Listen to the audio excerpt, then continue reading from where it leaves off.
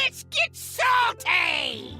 Hey everyone, Zeddy here again today with another Lost City of Un'Goro card review on a Saturday. Actually just revealed at the Hearthstone Spring Championships for Masters Tour, which by the way, we are streaming literally right now, co-casting with Theo. If you want to come hang out, there's drops. Well, hopefully the correct drops this time. They kind of screwed up last time.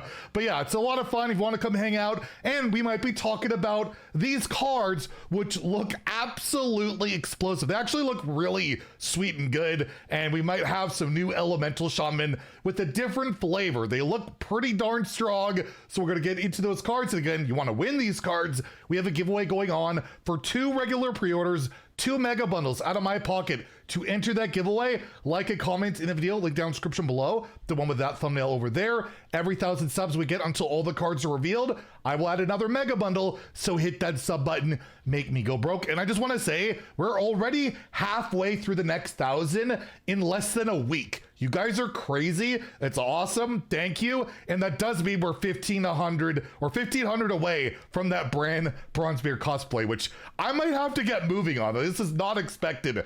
Thank you. Anyways, let's look at the cards. Starting off, we have a lot of sizzling going on here. Starting off with the Sizzling Swarm, a new 6-mana fire spell where you deal 3 damage. Well, that's not amazing for 6 mana. What's going on here? However, it comes with summon that many 2/1 Sizzling Cinders, and that's that neutral 1 mana elemental that has Death Rattle, deal 2 damage split randomly among all enemies, which is a good card. I think we rated it pretty highly. It could go into aggressive decks, and well, looks like it could spawn a bunch. So you deal 3 damage, you get 3 of those, right? That's pretty good. And we had that card earlier that could like double. You could tutor this and then get fire spell damage +2, right? I believe that's the case. That would give you 5, and 5 of these 2/1s. It reminds me of Deathborn, but without the requirement of having to kill minions. That's pretty good. And this could just be pointed face. That could go wherever you want.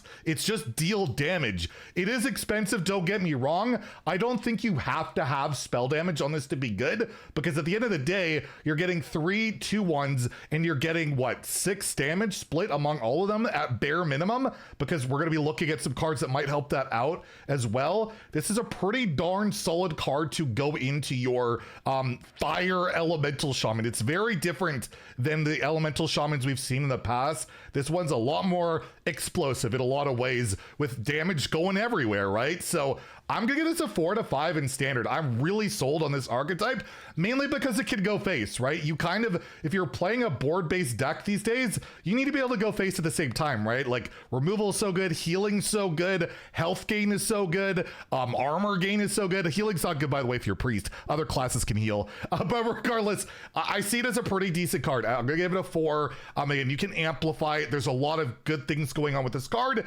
And in Wild, like I love to say, it's too slow. We'll give it a 2. But yeah, oh, this in Arena, by the way, oh my God, would be so good in Arena. Like, that is pretty scary to think about this card if you draft that.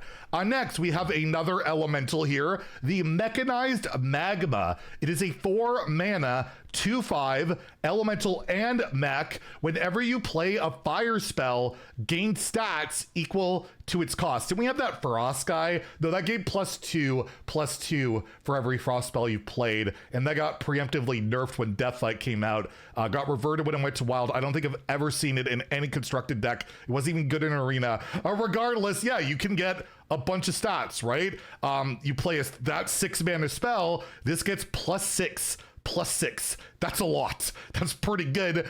But when you play this, it's nothing. It does have 5 health, so it's not the easiest minion to remove. But these type of minions that are really win more, really reliant on, you know, sticking around for a turn, that's just hard to accomplish in today's game. Everything always seems to get removed, tempoed out. You know, it's tough. Things need to have either an immediate impact or a Death Rattle style impact, like we're seeing with those Cinders that kind of leave something around, or just be an absurd amount of stats, which this can be, but it's gonna take some time and be delayed.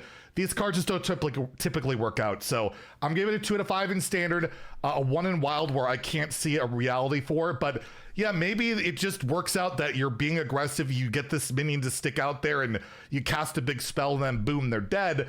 That can work out, but that's probably a dream situation and not the reality of things going on. However, this card is really strong in my opinion.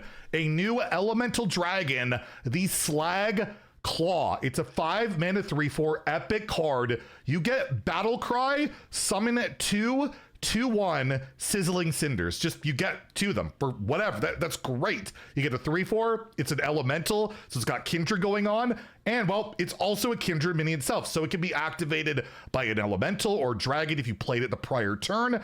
And it has Kindred trigger your Sizzling Cinders death rattle. So if you have Kindred going on, you summon the 2/2/1s, and then you'll basically activate 4 damage immediately. And then when they die, you'll get another 4 damage, right? Unless it's silenced or whatever.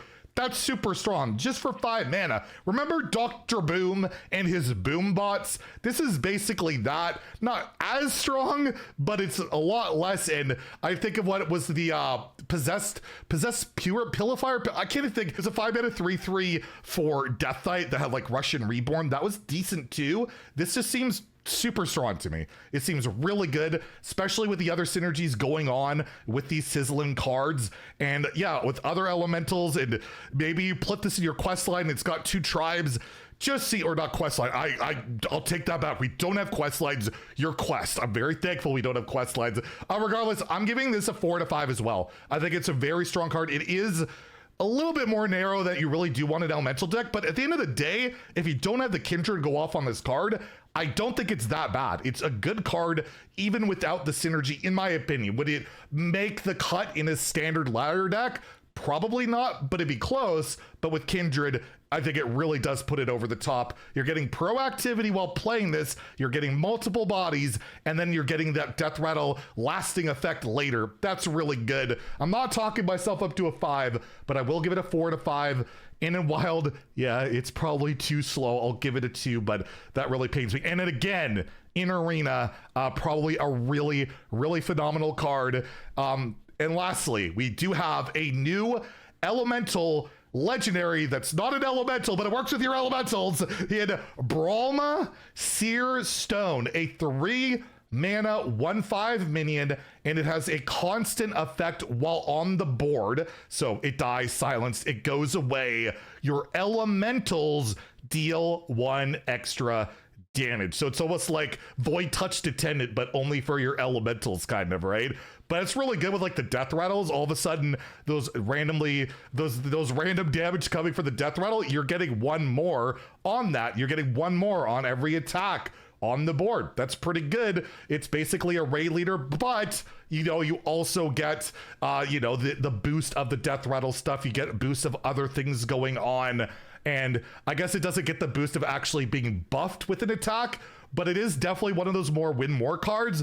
But it's got that sweet spot of health. It's got 5 health on 3 mana. Can be really hard to remove this thing.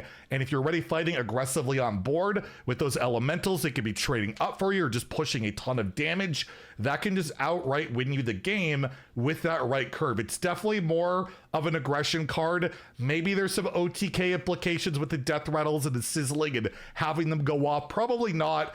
But it's one of those cards that it either makes the cut, it's pretty good and just kind of snowballs, or it's just not worth it at all. There's not really an in-between on these type of cards.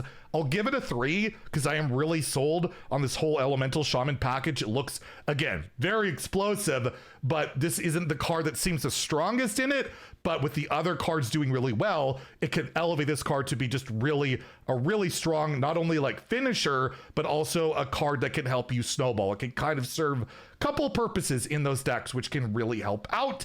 And in Wild, would you guess? Even though it's 3 mana, it's too slow. If you're playing an aggro deck, you're gonna be already winning by turn 3 and 4 and 5. Like, I don't see it. I probably don't see it for Wild, but maybe there's some aggro elemental shaman that makes it work. So yeah, surprise kind of reveal on the Saturday. Really sweet cards. And again, we are streaming over at twitch.tv/Zeddy for that Masters Tour Spring Championships if you want to come hang out. If not, we'll talk to you guys later. If you enjoyed the video, please like and subscribe. Have a great day and stay salty, my friends.